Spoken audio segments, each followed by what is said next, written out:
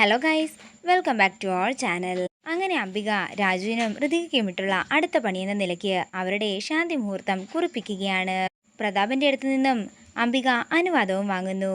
ഇന്നത്തോടെ അവരുടെ കള്ളി വിളിച്ചതാക്കണം, അതായിരുന്നു അംബികയുടെ ലക്ഷ്യം. അങ്ങനെ ശാന്തി മുഹൂർത്തത്തിനായി ഋതികയെ രാജുവിന്റെ മുറിയിലേക്ക് കയറ്റിവിടുകയാണ്.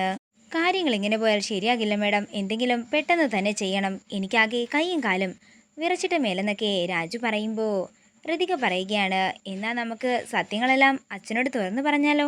ശരി മേഡം, നമുക്കിപ്പോൾ തന്നെ പറയാമെന്ന് പറഞ്ഞ് രാജു ഋതികയുടെ കയ്യിൽ പിടിക്കുമ്പോൾ ഋതിക പറയുകയാണ്, എന്നാൽ ശരി, ശാന്തി മുഹൂർത്തം കഴിഞ്ഞ് നാളെ രാവിലെ നമുക്ക് അച്ഛനോട് പറയാം. അത്രയും പറഞ്ഞുകൊണ്ട് ഋതിക രാജുവിൻ്റെ അടുത്തേക്ക് ചെല്ലുമ്പോൾ, മേഡം ഇങ്ങനെയൊന്നും ചെയ്യരുത്, അതൊക്കെ തെറ്റാണെന്ന് പറഞ്ഞ് രാജു പിന്നിലേക്ക് പോവുകയാണ്. നേരം പുലർച്ചെയാകുന്നു. പിന്നീട് കാണിക്കുന്നത് അംബിക ചെന്ന് ഋതികയുടെ മുറിയുടെ കതക് തട്ടുന്നതാണ്. തുടർന്ന് ഋതിക വന്ന് കതക് തുറക്കുമ്പോൾ ഋതികയുടെ രൂപവും ഭാവവും ഒക്കെ കണ്ട് ഞെട്ടലോടെ നിൽക്കുകയാണ് അംബിക.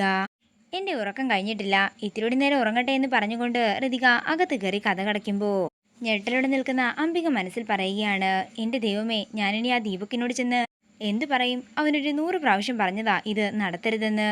അത്രയും പറഞ്ഞുകൊണ്ട് ടെൻഷനോടെ നിൽക്കുന്ന അംബികയെ കാണിച്ചുകൊണ്ട് പ്രൊമോ വീഡിയോയുടെ തീരുകയാണ്. വീഡിയോ ഇഷ്ടമായെങ്കിൽ മറക്കാതെ ലൈക്ക് ചെയ്യുക, ഷെയർ ചെയ്യുക, കമൻറ്റ് ചെയ്യുക. കൂടുതൽ സീരിയൽ അപ്ഡേറ്റ്സിനായി മറക്കാതെ സബ്സ്ക്രൈബ് ചെയ്യുക.